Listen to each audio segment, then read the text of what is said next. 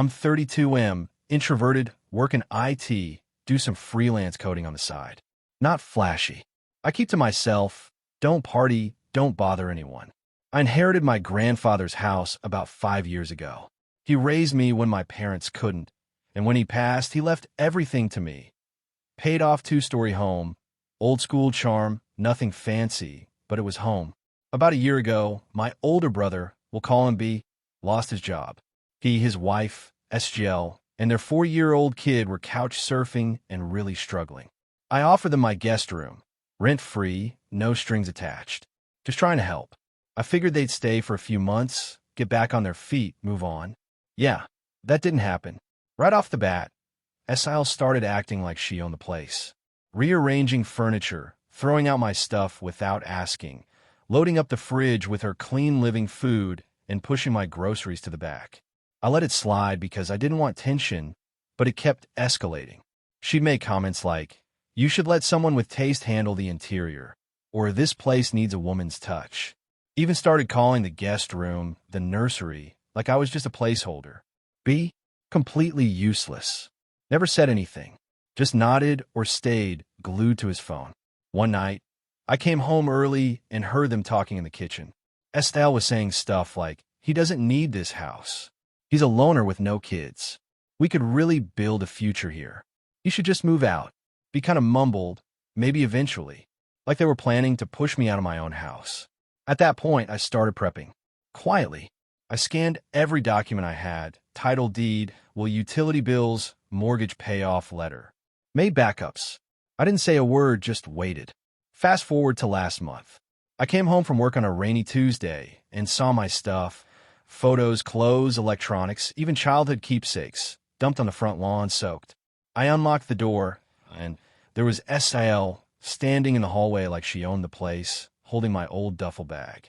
She looked me dead in the face and said, "This worthless trash needs to leave. We need his room." I looked past her. He was just standing there, silent.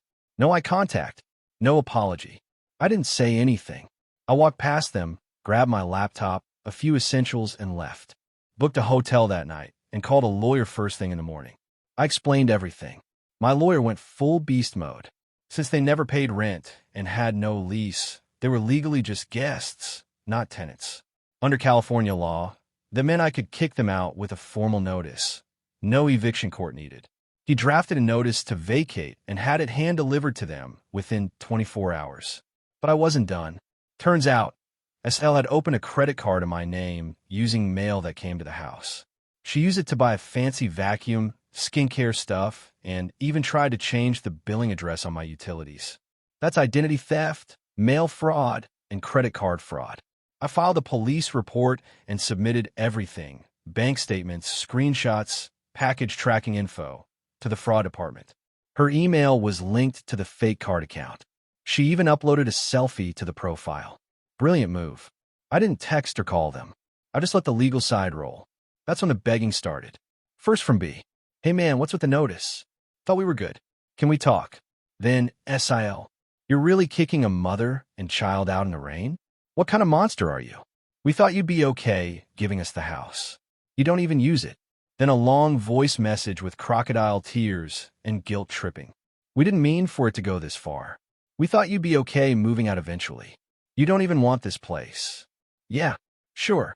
3 days after serving the notice, I showed up with the sheriff. They refused to leave at first, trying to argue squatters' rights. Claimed they'd been there long enough to be established residents. Deputy looked at the papers and just shook his head. "You were guests. You overstayed. You're done." They were given 2 hours to get out. I sat in my car while they scrambled to shove their stuff into trash bags and pile into their SUV. SIL glared at me as they left and yelled, "You'll die alone in that dusty old prison of a house." Cool. Better than dying broke and entitled. I changed every lock that night. Set up cameras. Cleaned the whole place from top to bottom. Found my grandfather's watch hidden in their closet. Found a few of my hard drives shoved onto their kid's crib. No respect. Just thieves with smiles. A week later, bank fraud called me back. They'd verified everything. SGL was hit with 3 charges: mail theft, credit card fraud, and identity theft. She had a shoplifting charge on her record already, so this didn't look good for her. She eventually pled out, got probation and community service, but it's on her record now. Forever. And somehow, she was still mad.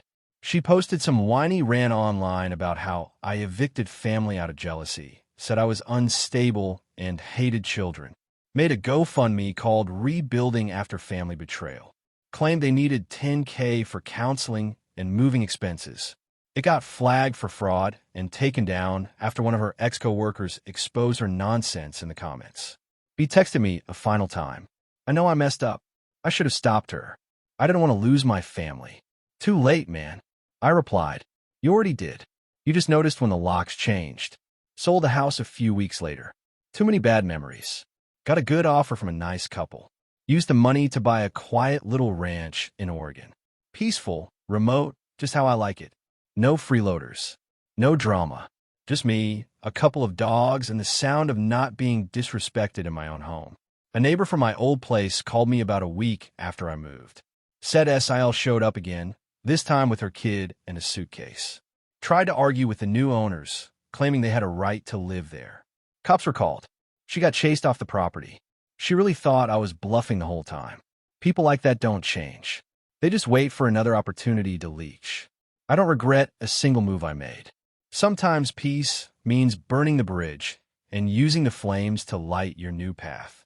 And if you made it this far, subscribe for more petty family drama and legally blessed revenge stories that end with locks changed and scammers crying in the rain.